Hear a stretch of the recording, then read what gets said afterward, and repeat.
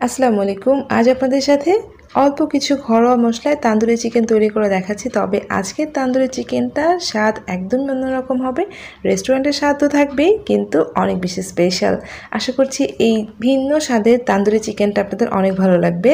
তো প্রথমে তান্দুরি চিকেনের জন্য আমি দুটো লেগ পিস নিয়ে খুব ভালো করে ক্লিন করে ধুয়ে নিয়েছি। তো আপনারা চাইলে বেশি করে নিতে পারেন। এখন আমি এই লেগ পিসগুলোর এভাবে পকেট করে নিচ্ছি। খুব ভালো করে একটু কেটে নিতে হবে। 3-4টার মতো পকেট করে নিলে হবে, যাতে মশলাটা খুব ভালোভাবে ঢুকে যেতে পারে আর দেখতে ভালো লাগে। এখন একটা বাটির মধ্যে 1/4 কাপ টক দই, 1 চা চামচ ধনিয়ার গুঁড়া, 1 চা চামচ জিরার গুঁড়া, 1 চা চামচ গরম মশলা গুঁড়া আর দিচ্ছি সামান্য একটু হলুদ গুঁড়া, লাল মরিচের গুঁড়া দিচ্ছি অল্প পরিমাণে, তারপর দিচ্ছি আধা চা চামচ চাট মশলা। এরপর এর মধ্যে আমি লবণ দিচ্ছি। অবশ্যই লবণটা স্বাদ মতো দিবেন, তবে অল্প পরিমাণে। 1 টেবিল চামচের মতো আদা বাটা, 1 টেবিল চামচের মতো রসুন বাটা দিয়েছি। আর এখানে আমি দুটো নাগামরিচ নিয়েছি। আর এই নাগামরিচ দুটোকে আমি এভাবে গ্রেটারের সাহায্যে গ্রেট করে দিচ্ছি। আপনারা চাইলে বেটে নিতে পারেন, তবে খুব সাবধান। এভাবে গ্রেট করে নিলে কিন্তু হাত জ্বালাপোড়া করতে পারে। তো আপনারা গ্লাভস পরে নিতে পারেন, কিংবা ব্লেন্ডারে ব্লেন্ডও করে নিতে পারেন। তো আমি দুটো এভাবে গ্রেট করে দিয়ে দিচ্ছি। এখানে আদা রসুনের পেস্টটা আমি একটু বেশি দিয়েছি, আপনারা চাইলে কম করে দিতে পারেন।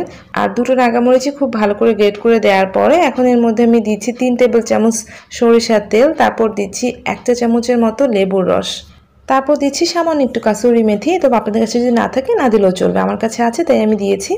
এখন খুব ভালো করে একটু মিক্সড করে নিচ্ছি। প্রথমে মশলাটাকে মিক্সড করে নিচ্ছি, আর কাসুরি মেথিটা দিলে না ফ্লেভারটা একটু ভালো হয়। তো এর মধ্যে এখন আমি দিয়ে দিচ্ছি ফুড কালার। আমি অরেঞ্জ ফুড কালারটা দিচ্ছি, অল্প পরিমাণে দিয়েছি। আপনারা চাইলে এটা অ্যাভয়েড করতে পারেন। আর আপনাদের কাছে যদি রেড ফুড কালার থাকে আপনারা সেটাও ইউজ করতে পারেন। আর যদি ফুড কালার না দিতে চান তাহলে না দিলে চলবে। তো মশলাটা মিক্স করে নেওয়ার পর আমি কেটে রাখা চিকেনের লেগ পিসগুলো নিয়ে এসেছি, আর এগুলোকে হাত দিয়ে খুব ভালো করে মশলার সাথে মেখে নিচ্ছি। খুব ভালো করে মশলাটা মাখাতে হবে। আর এই পকেটগুলোর ভিতরে আমি একটু একটু করে মশলা ভরিয়ে দিচ্ছি। খুব ভালো করে হাত দিয়ে মেখে নেওয়ার পরে আমি এখন ম্যারিনেটে রেখে দেবো। আপনারা অবশ্যই ম্যারিনেটে রাখবেন মিনিমাম 1 ঘন্টা। যদি 1 ঘন্টা বেশি রাখতে চান তাহলে অনেক বেশি ভালো হয়। তো আমি প্লাস্টিক র্যাপ দিয়ে ঢেকে দিয়েছি। আমি 5-6 ঘন্টার মতো এভাবে ফ্রিজে ম্যারিনেট করে রেখে দেবো। এতে করে চিকেনটা খুব দ্রুত সফট হয়ে যাবে। এটা কিন্তু সারা রাতের জন্য ম্যারিনেট করে রেখে দেওয়া যায়। তো আমি 5-6 ঘন্টা পরে ম্যারিনেটেড চিকেনটা বের করে নিয়ে এসেছি। এখন আমি এর মধ্যে দিচ্ছি 2 টেবিল চামচ টমেটো সস। 2 থেকে 3 টেবিল চামচ টমেটো সস এখানে দেওয়া যাবে।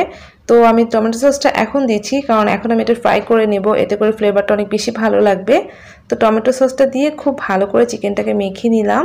এখন আমি ফ্রাই করতে চলে যাব। এর জন্য চুলায় প্যান বসিয়ে দিয়েছি, আর একটু তেল দিয়ে দিলাম। তেলটা দেওয়ার পর খুব ভালো করে গরম করে নিয়ে এখন আমি চিকেনগুলো তেলের মধ্যে দিয়ে দিচ্ছি। চুলার আঁচটাকে এই পর্যায়ে একটু মিডিয়াম করে রাখতে হবে, তবে একদম লো করে রাখা যাবে না। তো একটু পরে আবার উল্টে দিলাম, মানে কিছুক্ষণের মধ্যে উল্টে দিতে হবে, 1-2 মিনিটের মধ্যে।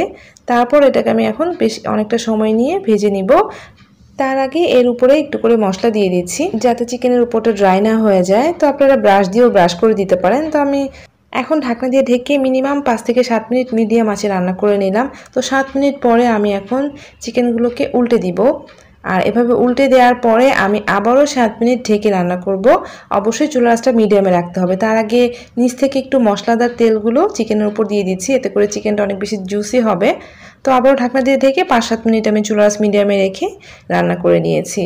তো 7 মিনিট পরে আমি আবারও ঢাকনাটা খুলে নিয়েছি। এখন কিন্তু চিকেনটা একদমই সিদ্ধ হয়ে গিয়েছে। যেহেতু ম্যারিনেশনটা আমি প্রায় 5-6 ঘন্টার মতো করেছি, তো ইজিলি চিকেনটা সিদ্ধ হয়ে যাচ্ছে। তারপর আমি সামান্য একটু করে মশলা উপর দিয়ে দিয়েছি। খুব বেশি মশলা দিতে হবে না, সামান্য একটু করে মশলা আমি উপর দিয়ে দিয়েছি। তারপর এভাবে উল্টে পাল্টে চিকেনটাকে খুব ভালো করে ভেজে নিব। যতক্ষণ না চিকেনের গায়ে একটা লালচে ভাব আসছে আর একটু পোড়া পোড়া হচ্ছে, ততক্ষণ পর্যন্ত ভেজে নিব। এর ফাঁকে আমি এর উপর দিয়ে কিছুটা তেল উঠিয়ে দিচ্ছি। আপনারা চাইলে তেলটা ব্রাশ করে দিতে পারেন। তো এভাবে কিছুক্ষণ পর পর উল্টে পাল্টে দিয়ে যখন দেখবেন চিকেনের গায়ে এরকম একটা সুন্দর কালার এসেছে, সে পর্যন্ত ভেজে নিতে হবে। চিকেনটা খুব ভালোভাবে ভাজা হয়েছে। এর বেশি ভাজলে হয়তো খুলে যাবে, আবার শক্ত হয়ে যাবে। তো আমি নামিয়ে নিয়েছি। তারপর আমি গ্যাসের আগুনে এভাবে একটা করে চিকেন নিয়ে খুব ভালো করে একটু বার্ন করে নিচ্ছি। এতে করে রেস্টুরেন্টে যে স্মোকি ফ্লেভারটা পাওয়া যায় সেটা কিন্তু পাওয়া যাবে। তো একটু এভাবে উল্টে পাল্টে খুব ভালো করে একটু পুড়ে নিচ্ছি। আর এই সময়টাতে নাগা তন্দুরির যে ফ্লেভারটা না, এটা একদম পুরো ঘর বাড়ি ছড়িয়ে যাবে, আর সবাই দৌড়ে চলে আসবে যে আপনি কি রান্না করছেন। তো তৈরি হয়ে গেল দারুণ মজার রেস্টুরেন্ট ফ্লেভারে খুবই অল্প উপকরণে নাগা তান্দুরি। যারা নাগা তন্দুরি ট্রাই করেননি তারা একবার এভাবে বাসায় বানিয়ে দেখুন, আপনারা এর স্বাদ ভুলতে পারবেন না। আর যারা মনে করছেন দুটো নাগা দেওয়ার কারণে এটা হয়তো অনেক বেশি ঝাল হবে, বিশ্বাস করেন এটা একটুও ঝাল না। আর এত বেশি সফট হয়েছে, দেখতে পাচ্ছেন কত ভালোভাবে কুকড হয়েছে। আশা করছি রেসিপিটা ভালো লাগবে, আপনারা বাসায় তৈরি করবেন। যারা তৈরি করেছেন প্লিজ কমেন্ট করে জানাবেন কেমন লেগেছে। ভালো লাগলে রেসিপিটা লাইক দিতে ভুলবেন না, আর প্লিজ চ্যানেলটা সাবস্ক্রাইব করে সাথেই থাকবেন। সবাই ভালো থাকবেন, আল্লাহ হাফিজ।